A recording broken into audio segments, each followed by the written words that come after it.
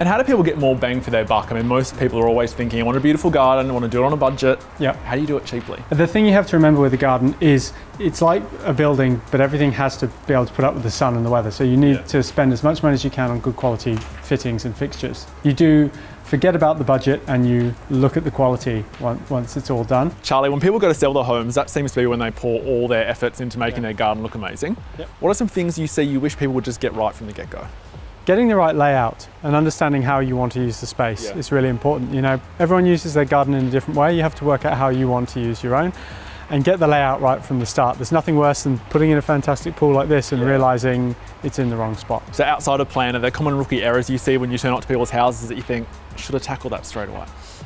You know, people tend to spend all their money on the house and not give enough for the landscape. You really do need to invest heavily in the garden because it's going to make that whole indoor-outdoor living complete the block. And do you always advise you allocate a certain percentage to landscape or something, or as much as you can? That's very tricky because some suburbs, you know, you can invest 3 or 4%.